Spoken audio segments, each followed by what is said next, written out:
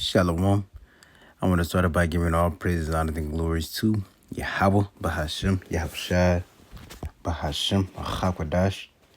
I want to give double honors to the apostles and elders of Great Millstone who taught us, me included, is 100% truth according to the spirits of be Yahweh, Bahashem, Yahushai. Peace and blessing to the hopeful elect out there pushing this word to the four corners of the earth in truth and sincerity. Peace and blessing to your hopeful believers out there, which are also part of the elect to Yahweh Shalom. And once again, I want to say, call hello, Yahweh, Bahashem, Yahushai, Bahashem, Hachakwadash. We're giving Hachakwadash the Holy Spirit to do the lesson on today. Lower than the feezy lamb and sheep of Yahweh, Bahashem, Yahushai. So I got video to the parent spirit of Yahweh, Bahashem, Yahushai. And I just want to land back off of the video the Elder Yashawamba did, something that I was searching through and I seen. And because, the Elder Yashawamba, remember to say 144, he did a video, speaking about news articles, and he was pretty much talking about the bee swarm that was going on in Israel. The bee swarm that was going on in Israel. And us, through the parent spirit of Yahweh Bahashem Yahushai, this is the Lord speaking directly to us, And even with the aspect of the world, everybody in the world saying, oh, this is biblical, or I think they're saying it's biblical prophecy, or they're saying it's biblical swarms. But bottom line, it's a plague that Yahweh Bahashem Yahushai sending upon modern day Egypt, spiritual Sodom and Egypt, and we, if you kind of know about the plagues that Yahweh Bahashem Yahushai sent on ancient Egypt, some of those plagues was a shot at the idols that the Egyptians were serving, Some of the plagues was a shot at the idols that the Egyptians were serving, just proving more fact that how Yahweh Bahashem Yahushai is the only true and sovereign power of all of existence. There's no other power but Yahweh Bahashem Yahushai. Because you got to remember, the things that the Lord Yahweh Bahashem Yahushai is going to do upon the planet Earth, this is going to make his name back restored in the earth. As a matter of fact, let me pull this real quick.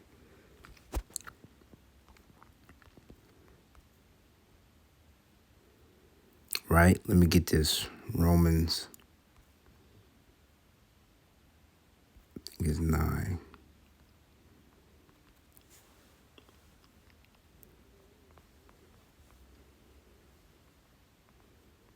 Let me pull this real quick. Yeah, this Romans 9:17. It says, for the scripture saith unto Pharaoh, even for this same purpose have I raised thee up, that I might show my power in thee, and that my name might be declared throughout all the earth. Because the things that the Lord Yahweh Bahashem Yahushai is going to do upon the planet Earth, it's going to make his name declared throughout all the earth, and he's going to receive that glory that he already should be receiving.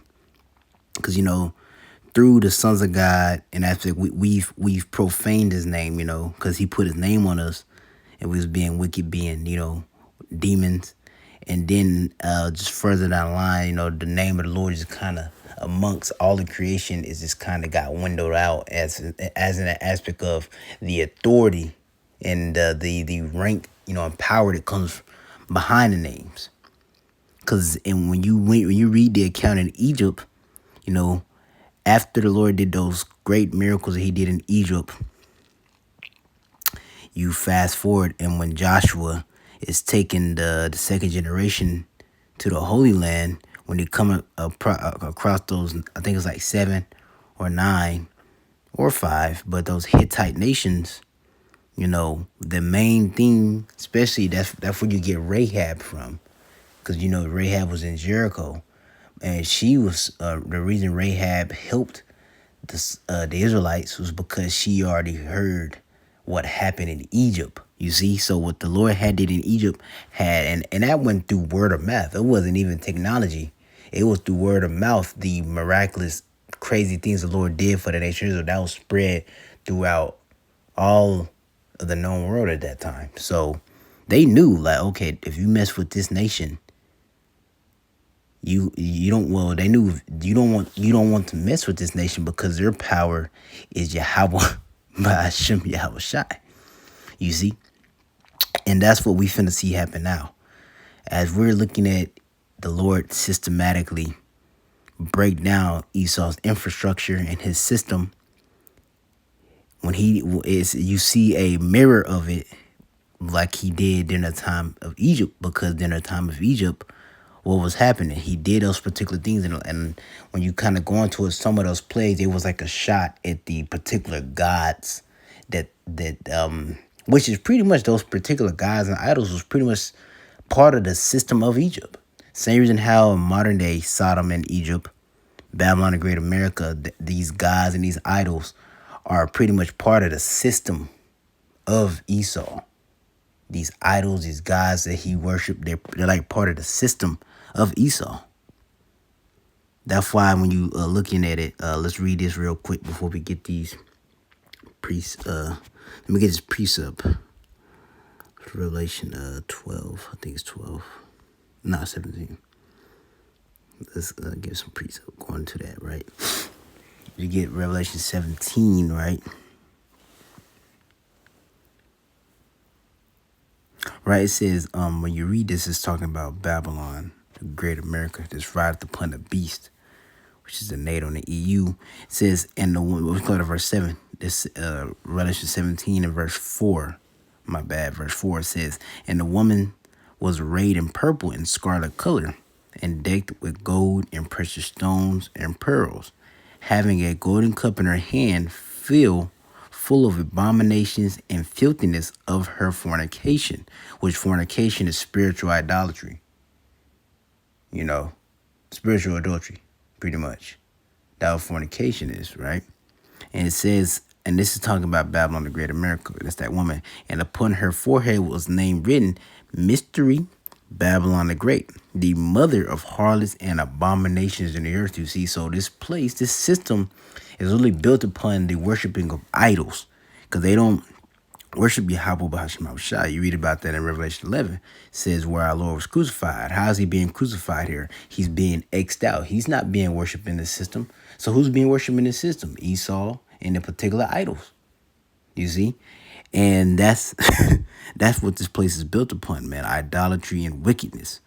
But we know, pursuing the Malachi 4, the Lord said he will return and build a desolate places, but I will throw down again. And we're looking at that happen. You know, so you had the situation where the swarm of bees, you know, was infiltrating Israel, you know, and I thought it was pretty interesting because I looked into chat, right? I'm gonna have a clip play in the beginning. So if you haven't seen the clip, if you skimmed over it, you should go back and watch the beginning. I'm gonna have the clip play in the beginning, but I was looking into chat, right? And I pretty much was trying to find, I was like, cause some of the plays that, Lord, they was a shot, a jab at the idols, let them know that the Lord's in control. He runs the show. These idols are just servants unto him, which the idols are usually demons anyways. But it was crazy. I had looked into it, and pretty much I'm gonna put a screenshot of it here. It pretty much says, here's the B connection part related to your question. It says, in her form as as a matter of fact, right? I'm gonna put it right here. You got this person named this Greek goddess, which this is spiritual Rome all over. You know what I'm saying? This is an extension of Rome, the revival of the Roman Empire, which was, Greeks, Edomite supremacy, Edomite rulership. But you have Artemis is a Greek goddess of the hunt, wild animals, wilderness, childbirth, and protection of young people, the moon, and later traditions, right? So when you read it, it says her bee connection, the part related to your question. In her form as Artemis, she had a strong bee association. Bees were scattered symbols connected to her. Some of her prestes, if I'm saying it right, were called Melissi, or parentheses bees. The bee could symbolize order, fertility, and devotion. In ancient Ephesus, the bee even appeared on coins associated with her cult. So, and I thought it was interesting, right? Because it said the bees are related to Artemis, right? Artemis, if I'm saying it right, I think I'm saying it right. Artemis or Artemis, but I think it's Artemis. And when you look when you go, right, recently, just recently in April, we had Artemis 2. Now, I'm gonna show a screenshot of that. Artemis 2. It says Artemis 2 was a NASA's first crew mission of the Artemis program. You see? So right in our face, Artemis, that stems back to a Greek god, a Greek goddess, which happens to have an association with bees, and the bees in swarm until this month. It happened this month, and Artemis was launched in April. Because you read it, it says Artemis program, a 10-day lunar flyby in April 2026, that's sent for astronauts Reed Wilson, Vector Glover, whatever, and we know them niggas ain't, what I'm saying? They ain't getting past it, but it's just, I thought it was interesting because I was like, that's crazy. Didn't this nigga Esau, I was looking into it, I was like, didn't this nigga Esau just have a supposedly moon, fly by the moon, whatever, and it was called Artemis, and he did, and that was Esau flexing the idols and the gods that he worshiped. As we just read, this place is called Mystery Babylon, Babylon the Great, the mother of all harlots and abominations. You see the birth of wickedness and idolatry and worship, and once again, like we had in Egypt, the Lord was destroying Egypt systematically, and Egypt idols were tied to the system. Same reason how you have Babylon the Great. In Esau's rulership, his idols are tied to his system. Henceforth, as we go into the aspect, if you take the sea hip, you are the image of the beast. So like the image of the beast is pretty much what the idolatry, and is based upon the pagan Roman Empire, pagan, all that idolatry, that idol worship. You see, the worship of idols and demons. So the Lord's doing it once again, as we always said, through the Spirit. The Lord had to sit up through the Spirit. So I'm going to read this. This is 2 Ezra 15, right? 2 Ezra 15. And it says, let me get straight to the point. It says, I'm going to get right here. This is 2 Ezra 15 and verse 10. It says, behold, my people is led as a flock to the slaughter. I will not suffer them now to dwell in the land of Egypt, but I will bring them with a mighty hand and a stretched out arm, right? Just like he did during the time of ancient Egypt. Ancient Egypt, he brought us with a strong hand, strong arm. What was that? That was Yahweh Shai. And he's going to do the same thing now. You see? And it says, and smite Egypt with plagues as before, and will destroy all the land thereof. You see, so the Lord's going to smite Egypt once again with plagues. And we looking at the plagues in live action. One of them, this bee swarm. These bees swarming, infiltrating, the place. And as a matter of fact, speaking of the place that they infiltrated, I looked more into that place they infiltrated, right? And the place that they infiltrated is called Netivat, right? And I went to the culture involving Netivat, and it says Netivat is known for being the home of the small hats mystics, and as a popular pilgrimage site. The growth of mysticism and sacred sites in Netivat led to it being dubbed the Varnanisa of Israel. You see, so the place that the swarms of bees hit is actually like a central hub for wickedness. This is a place in Israel where Esau practices a lot of his witchcraft. They said mystic growth of mysticism, sacred sites. That's nothing but wickedness, left-handed energy, you see? And they call it Varanasi. Yeah, if I'm saying it right. And it says, when you kind of go into it, I'm going to read it real quick. It says, it's a city in... It says the city has a syncretic tradition of Islamic artisanship that underpins its religious tourism. So it's just a place where they practice nothing but wickedness. And then, I tapped on one of the guys, right? It says important rabbinical figures tied to Netivot included Yaakov, Israel, Ephargon, Yoram, Abergel, and the most prominently Israel Abhatizuri, if I'm saying that right. And I looked up Israel Abhatizuri, and pretty much it's said to be, let me read it. It said that it says a leading Moroccan Sephardic rabbi and Kabbalist who was renowned for his ability to work miracles through his prayers. So a warlock, you see, or just a warlock, and he was renowned for working miracles through his prayers, using the left hand energy to do wickedness. You see, that's what he was renowned for. And I thought it was very interesting that the certain spot that the Lord had the swarm of bees attack was pretty much in Israel. It was like I said, a pilgrimage site, a popular pilgrimage site. People go there all the time and see the mysticism and the mystics and the wickedness, the central hub of wickedness, pretty much there. The central of where they do they witchcraft. And the Lord had this swarm of bees tear that motherfucker up, man. You see? And I was like, man, call all Yahweh Bahashim Abishai. This is the Lord, sending those plagues and visiting Egypt, as he said in 2 Ezra 16 by Israel. He said, I will smite Egypt with plagues again. And we see it happening. Swarm of bees. You see? So let me get this. Because, and like I mentioned, the Artemis, you just had it recently.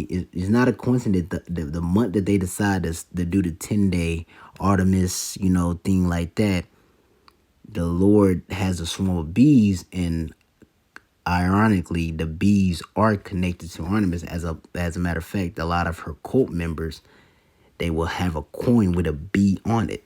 And then the spot it hit in Israel, it was a certain spot it hit, which happens to be a hub for mysticism and mythics. You see, mystics. There's nothing but witchcraft. I thought it was interesting. So I wanted to share it through the Spirit. So I'm going to pull, this is Isaiah chapter 19. I'll close it out. This is Isaiah 19 and verse 1. It says, the burden of Egypt. Behold, the Lord rideth upon a swift cloud, which we know according to the scriptures. The scriptures say the Lord maketh his cloud his chariots. It's talking about what you call UFOs, IFOs, the chariots of Yahweh Bahashim Abishai.